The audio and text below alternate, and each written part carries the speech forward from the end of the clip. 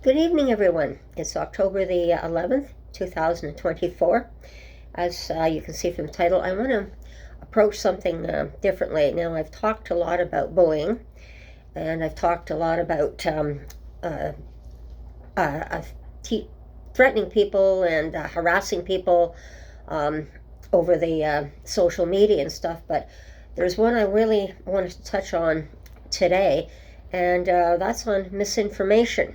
That's also widely spread, and I really feel like I need to touch on it today because what I'm hearing after Hurricane Helene, as well as Hurricane Milton, back-to-back hurricanes that just hit Florida in the last 2 weeks, and it's not a good piece when you get a certain party, as it's been well advertised, that has said that no federal aid is being denied to the people in the hurricane zones of Florida, and it's very distressing to see this happening. And two hurricanes back to back one another is unprecedented for certain, and this is one of the things with climate change that our world is having to adjust to today.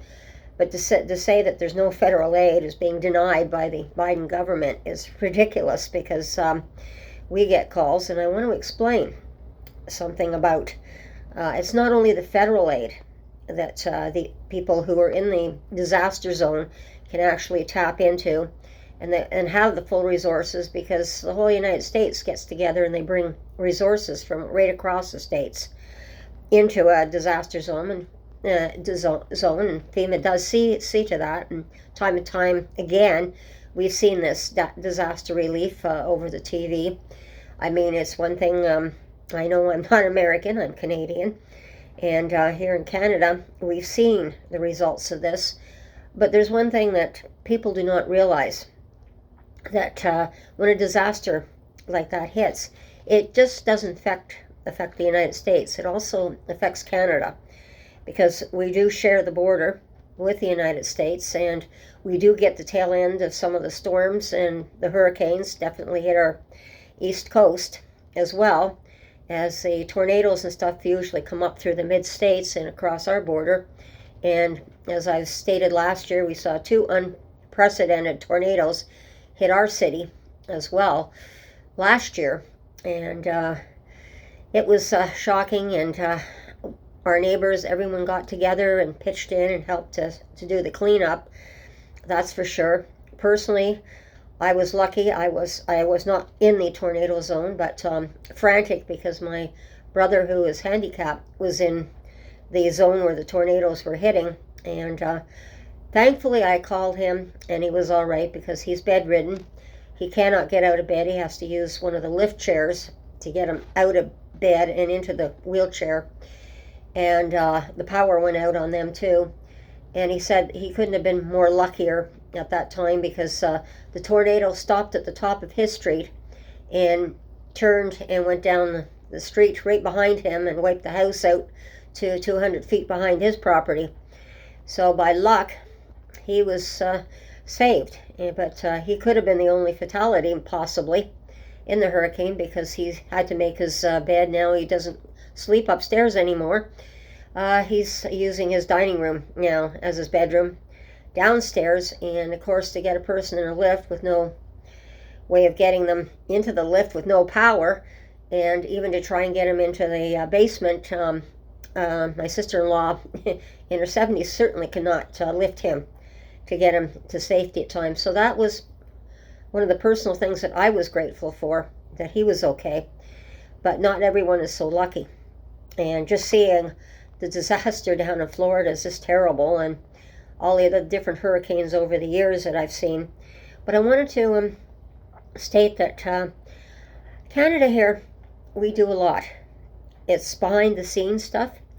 There'll be many families that are related to families in the United States, like myself. I have family in the United States. We worry too when disasters strike.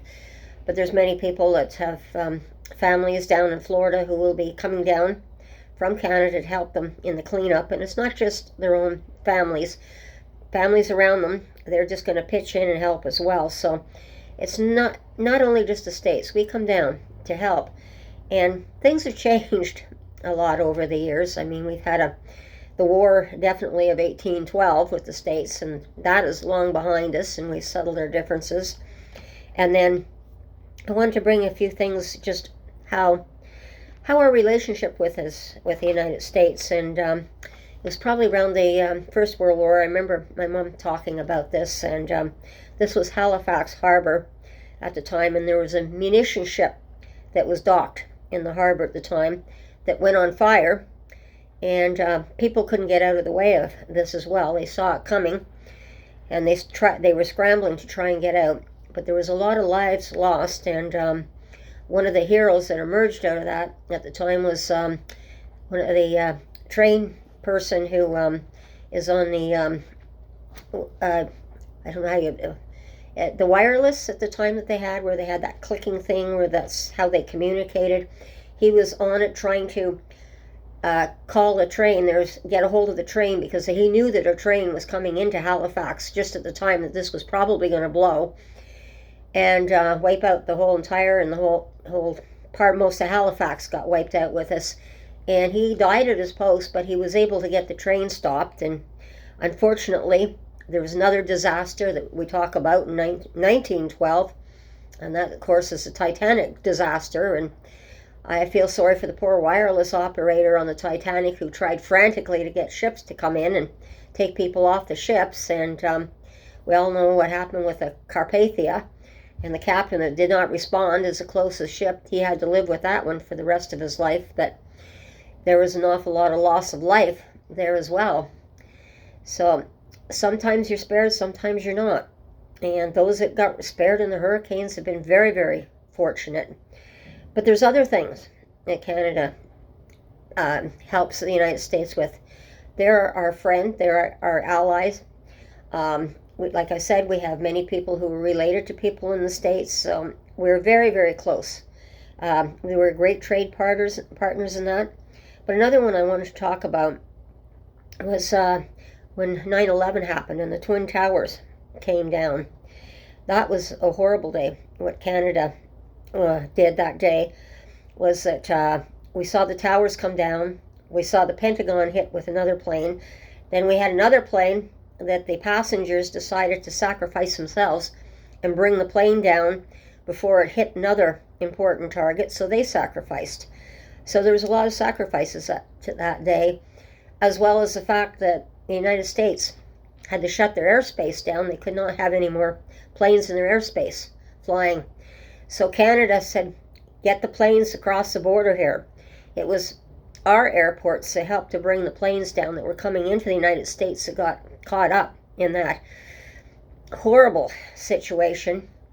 And it was really something to see. And of course, there was a story, it's called Gone with Away, and it's a plane landing in Newfoundland, and at the airport, and where the residents of the small town in Newfoundland took all the people from the plane and brought them into their homes and sheltered them until it was safe to go back to the United States, and their airspace was reopened again. So we have a large part in what goes on there as well. And another minor thing, a personal thing, with 9/11, after the towers came down, the police department were totally wiped out. All their cars were gone. All the police cars were just totally wiped out. They had no police department. The main things were destroyed when the buildings came down. And at that time, I remember that my oldest son had just graduated high school, and he was working for the Ford company at the time on the dealership up here in the city. And he saw the people come up from the United States, and they were purchasing the Ford vehicles off the lots here to take them down, because these were the ones that were used for police cars. They were coming in and cleaning out our car lots here for the Ford dealerships here in the city, because we were about the largest city. And our people, Canadian people, volunteered to drive those cars down to New York City, across the border to New York City, to ensure that the police department down there was going to have their police cars replenished. And again, we're trade partners with the United States, and thankfully the Ford company, since they build the Ford cars, we were lucky enough to be trading the Ford cars with them and have the dealerships available, so they could come up here and reclaim the cars and take them back across the border to replenish the police department. So we can be very thankful for that too. And then another one I want to talk about is Katrina.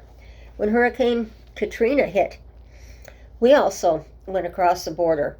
Our church, for example, took people down.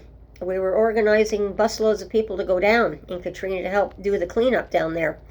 And right now, the one thing that hasn't been spoken about, that needs to be spoken about, is the power's out down there. Millions of people are out without power.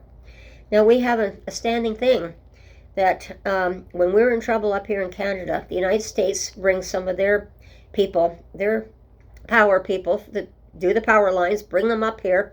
They help us if we have a disaster, and we do the same thing.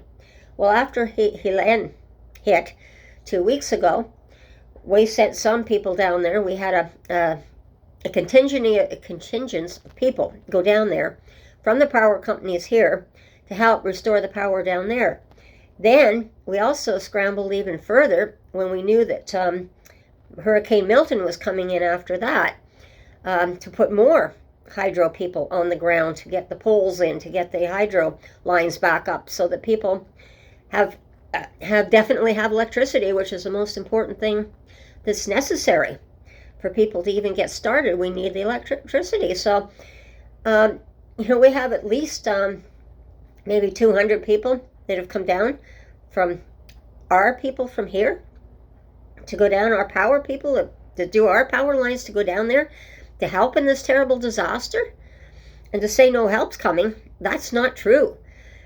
And then we also have a contingent of I think it's 50 or 60 forestry people going down as well from here to help. Just like the United States with their forestry people, when we have a major forest fire up here, if they're free not fighting forest fires, their people will come up here to Canada to help us fight the forest fires, the same thing as we go across the border and help the United States when we're free and we have the manpower to help them out. Plus, we have the other thing about the forest fires, and that we've seen people coming from all over the world, Australia, Italy, when they do not have forest fires. They send their firemen here when we need them. And this is what I keep talking about when I say shared leadership. And with the way the state of the world is right now, we need all the help we get. And that's what I see as shared leadership here, where countries are stepping up to help each other. And this is the only way we're going to get through the horrible situation that we've got with global warming right now. We need to stand together, pull together, and work together in a shared leadership role. And it's going to be even more important as we continue to go through this climate change situation that we're in. So everyone, I know it's Thanksgiving weekend here in Canada, and I hope everyone has a wonderful Thanksgiving weekend here in Canada. And when they say their prayers for being grateful for what they have, please say prayers for the homeless and the less fortunate and those that are facing the disasters around the world and the wars today. Please, when you say your grace around the table, say a prayer for everyone at the same time. And be safe for this our Thanksgiving Halloween right now. So everyone, please take care, be safe, watch your surroundings, and we'll talk again soon. And bye-bye. But I really had to put that out. I get really frustrated when I see someone turning around and giving out misinformation like that. So before you speak, be careful of what you speak about, because that's what I put in the title here today. And you really need to think before you speak. So before you say anything. So I know I'm just furious. I just had to have that little bit to it too. Because if you give information that's inaccurate, you can cause a lot of more trouble for people. I know it happens sometimes accidentally, but this was deliberate. And I feel like I really need to say something for my relatives in the States, my friends who are in the States, and people who I love, and make people understand that we're one body. We're all part of that human race that we need to come together. So everyone, take care, have a great Thanksgiving, and we'll talk again soon. Bye-bye.